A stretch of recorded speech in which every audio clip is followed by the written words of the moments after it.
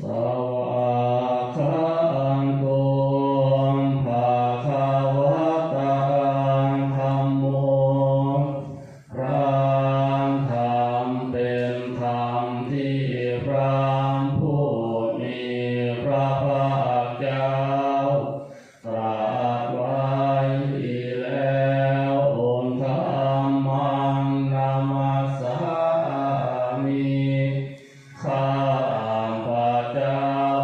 นามัสการพระธรรมสุปฏิปันโนภะคะวะโตสาวกสังโฆพระสงฆ์สาวกของพระผู้มีพระภาคเจ้าปฏิบัติดีแล้วองค์สังฆังนะมามิข้าพระเจ้านอบน้อมพระสงฆ์อันธรรมยังพุทธัสสะภะคะวะโตบุพพะคะนะมะกังกะโรมาเสนะโมตัสสะภะคะวะโตขอนอบน้อมแด่พระผู้มีพระภาคเจ้าพระองค์นั้นอะระหะโตซึ่งเป็นผู้ไกลจากกิเลสสัมมาสัมพุทธัสสะตรัสรู้ชอบได้โดยพระองค์เองนะโมตัสสะภะคะวะโตขอนอบน้อมแด่พระผู้มีพระภาคเจ้าพระองค์นั้นอะระหะโตซึ่งเป็นผู้ไกลจากกิเลสสัมมาสัมพุทธัสสะตรัสรู้ชอบได้โดยพระองค์เองนะโมตัสสะภะคะวะโตขอนอบน้อมแด่พระผู้มีพระภาคเจ้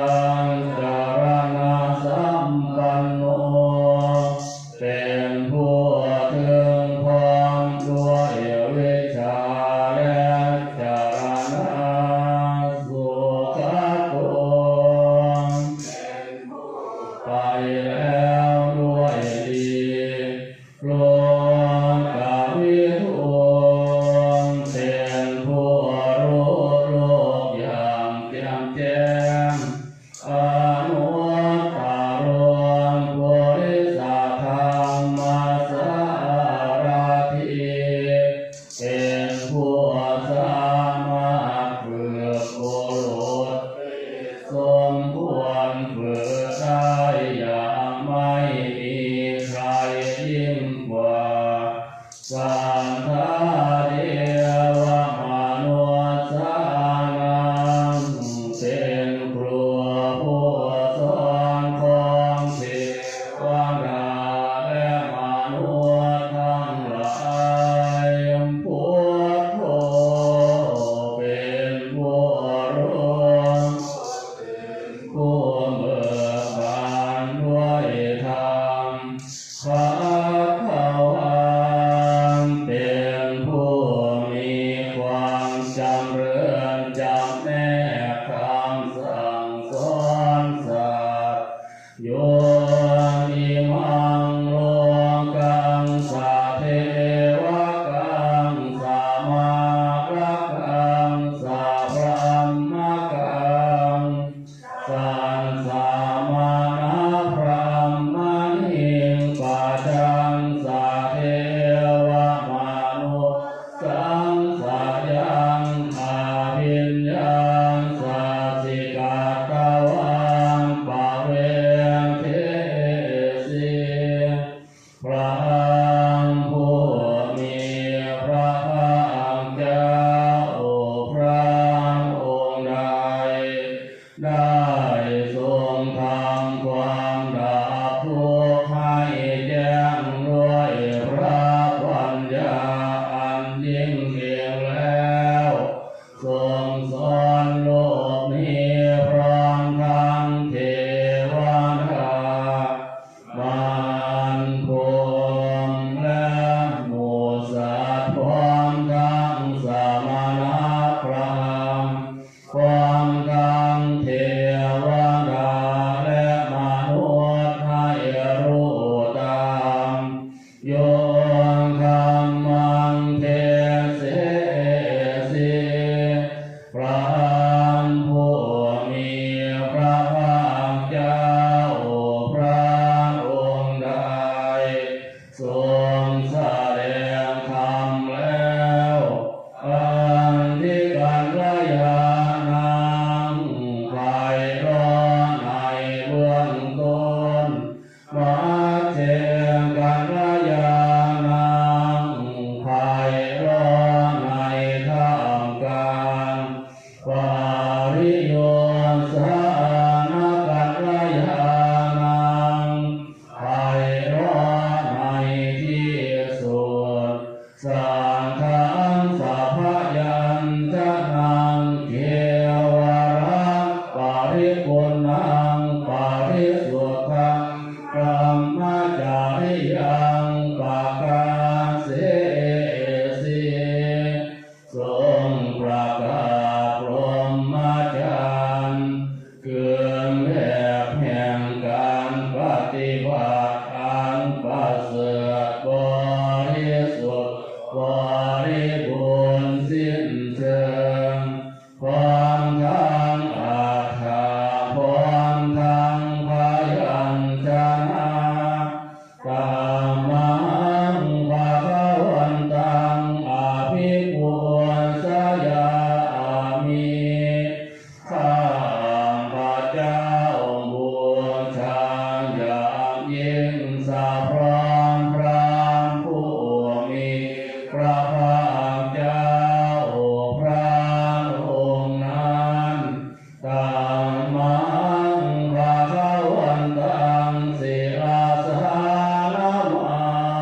มิข้าพระเจ้านอบน้อมพระผู้มีพระภาคเจ้าพระองค์นั้นด้วยเสียงกล่าว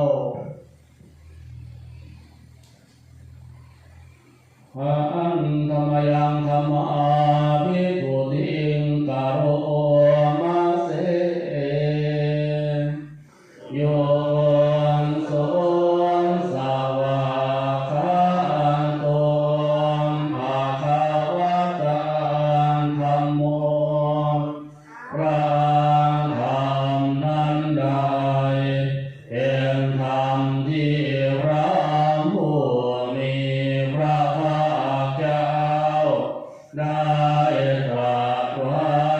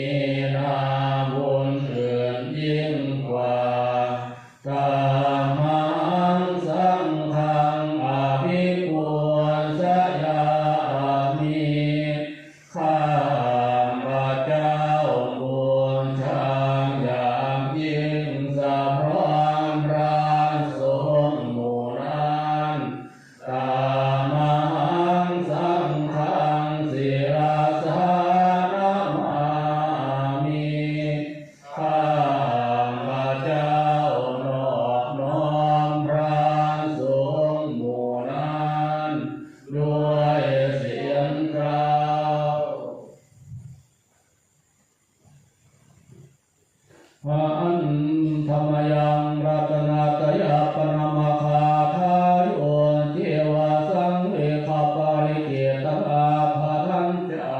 ภนาวาเสพุทโธสุสุโธกรุณามหันนะโวพระพุทธเจ้าผู้บริสุทธิ์มีพระกรุณารุ่มห่วงมหันต์โยจันตังสุทัพพรยานโรจโนพระองค์ได้มีทางคือญาณอันประเสริฐหมดจดถึงที่สุดโลกันสัมปันพวงปะกิเลสาขาตะโกเป็นผู้ข้าเสียซึ่งบาปและอุปกิเลสของโลกวันทามีหัวทางมหามันทะเลนาตังข้าพระเจ้าไหว้พระพุทธเจ้าพระองค์นั้นโดยใจเคารพเอื้อเฟื้อธรรมโมปฏิโภควิยังทางสังสาธุโนพระธรรมของพระสังฆราสว่างรุ่งเรืองเปรียบดวงปฏิโยมหาปังกามตาเพียงพินนาโกจำแนกประเภทคือมาผลนิพพานส่วนหนึ่งกุณการุณโยมจะพาทังทาทิปะโนซึ่งเป็นตัวโลกุตระและส่วนใดที่แนวแห่งโลกุตระนั้นวันทามิธรรมังอาหามันทะเลนาตังข้าพระเจ้าไหว้พระธรรมนั้นโดยใจเคารพเอื้อเฟื้อสมควรสุเกตาพยันติเกตาสัญญิโตพระสงฆ์เป็นอาบุญอันยิ่งใหญ่กว่านะบุญอันดีทั้งหลายโยเทียนทาสันตัวสุขาตาโมโหทะโก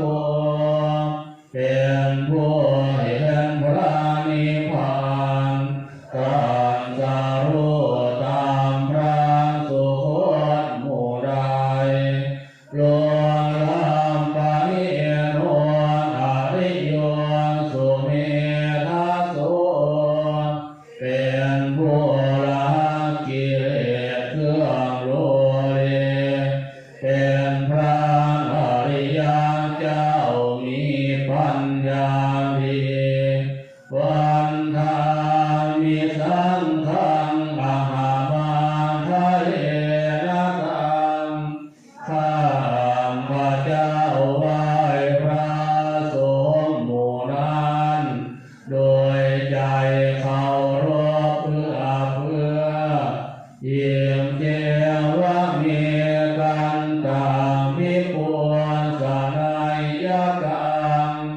วันทุนกายังวันทายกังพิสังขาตังบุญยังมายายังมามัสสัมมุปังทวะมาโหนตุเวตังสัมปะภาวะสิทธิยาบุญใดที่ข้าพระเจ้าผู้ไว้อยู่ซึ่งวัตถุสามเครื่องพระรัตนตรัยอันควรบูชา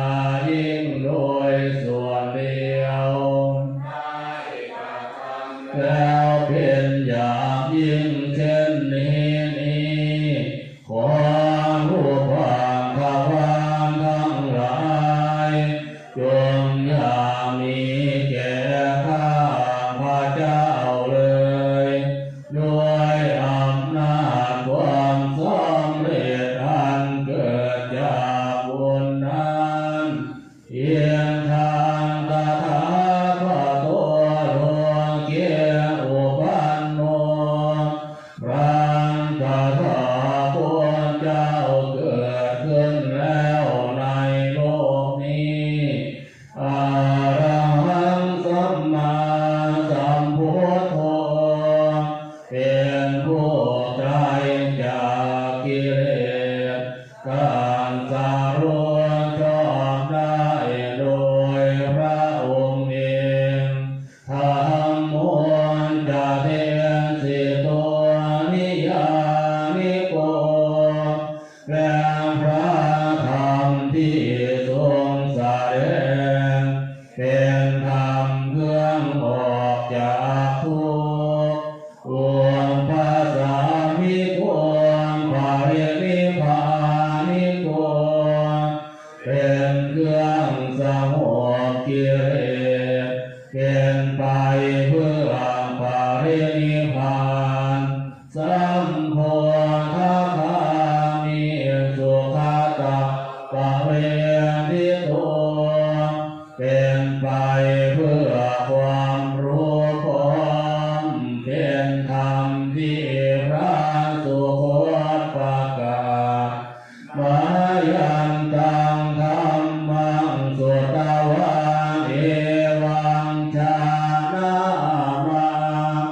พวกเราเมื่อได้ฟังธรรมนั้นแล้วจึงได้รู้อย่างนี้ว่าชันติปิทุกขาแม้ความเกิดก็เป็นทุกข์ชราปิทุกขาแม้ความแก่ก็เป็นทุกข์มรณะปิทุกขาแม้ความตายก็เป็นทุกข์โสกัมปาริเทวทุกขาโทมนาสุปันสัพพิทุกขาแม้ความสุขความร่ำไรรำพันความไม่สบายกายความไม่สบายใจความคับแค้นใจก็เป็นทุกข์อันปิเยหิสัมปโยโคทุกโขกับสิ่งไม่เป็นที่รักที่พอใจก็เป็นทุกข์ปิเยหิวิปโยโคทุกโขความพลาดพลาดจากสิ่งเป็นที่รักที่พอใจก็เป็นทุกข์ยามเปียสังนารพาติธรรมเปียทุกขังมีความปรารถนาสิ่งใดไม่ได้สิ่งนั้นก็เป็นทุกข์สังขิเตนะปัญจุปังทานะขันธาทุกขังว่าโดยย่อรูปาทานขันธ์ทั้งห้าเป็นตัวทุกข์ไสยาธิทางได้แก่สิ่งเหล่านี้คือรวมภูมิบางทานขันธ์โทขันธ์อันเป็นที่ตั้งแห่งความยึดมั่นคือรูปนะขันธ์โท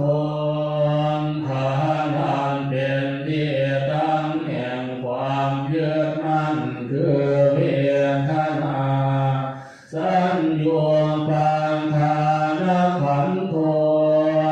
ขันธ์อันเป็นที่ตั้งแห่งความยึดมั่นคือสัญญาสังขารรวมปังทานขันธ์โทขันธ์อันเป็น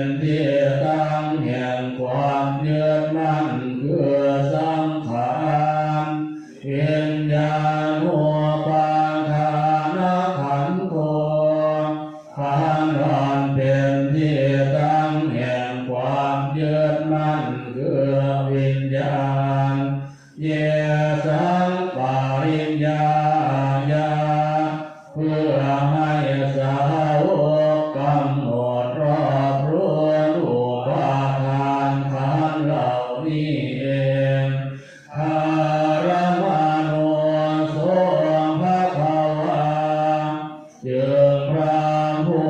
มีพระภาคเจ้านั้นเมื่อยังทรงพระชนอยู่เอวังพระหูรังสาวกเกวินิติย่อมทรงแนะนำสาวกทั้งหลายเช่นนี้เป็นส่วนมากเอวังภังคัจจังปนัสสัมภะคะวะโตสาวกเกสุอนุสสาสานิพระหูรังปวัตตติอันหนึ่งคำสั่งสอนของพระผู้มีพระภาคเจ้านั้นย่อมเป็นไปในสาวกทั้งหลายส่วนมากมีส่วนคือการจำแนกอย่างนี้ว่ารูปังอนิจจังรูปไม่เที่ยงเวทนาอนิจจาเวทนาไม่เที่ยงสัญญาอนิจจาสัญญาไม่เที่ยงสังขาร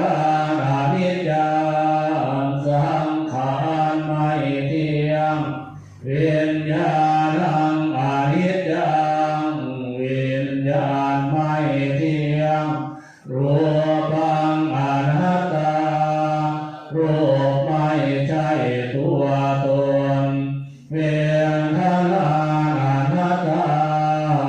เวทนาไม่ใช่ตัวตนสัญญาอนัตตาสัญญาไม่ใช่ตัวตนสังขารอนัตตาสังขารไม่ใช่ตัวตนวิญญาณังอนัตตาวิญญาณไม่ใช่ตัวตนสัมเพสังขาราอนิจจา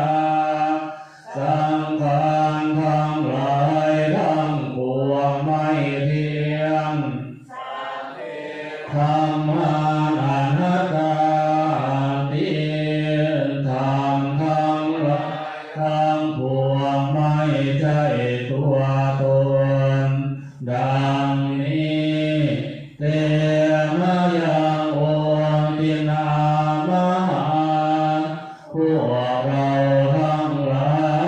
ยเป็นผู้ถูกครอบงำแล้วชาติยา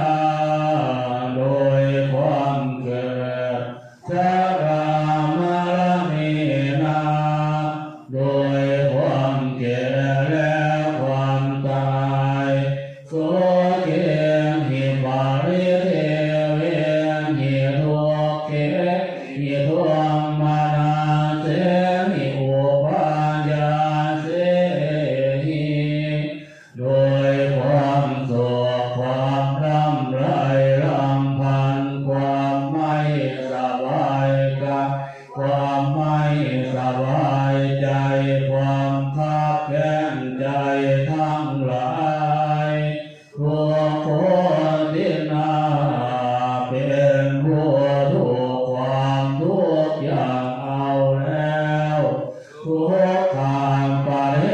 ตาเป็นผู้มีความทุกข์เป็นเบื้องหน้าแล้ว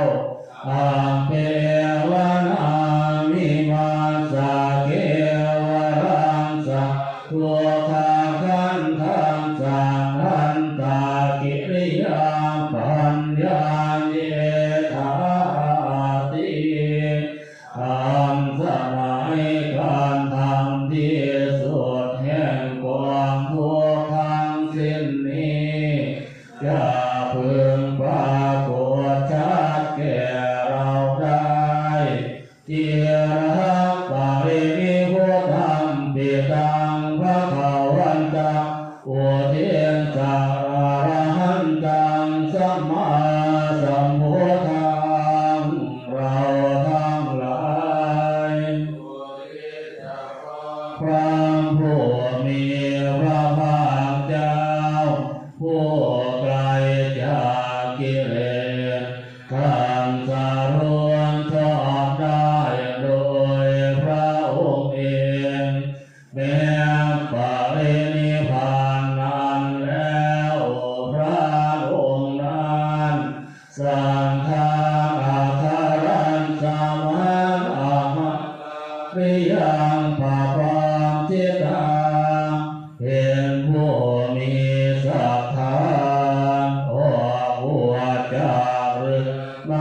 เกี่ยวข้องด้วยเรือนแล้วการสามิงพระเขาวัตติพระมจาริยังจารามาประพฤติอยู่ซึ่งพรหมจรรย์ใน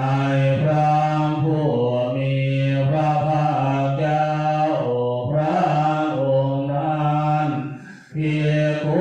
นังสิกขาสังสีวะสัมมาปัญญาถึงพร้อมด้วยสิกขาและธรรมเป็นเครื่องเลี้ยงชีวิตของภิกษุทั้งหลายตังโนพระมจาริยังอิมาสักเกวรังสังทุกขาคันทัสสะหันตะ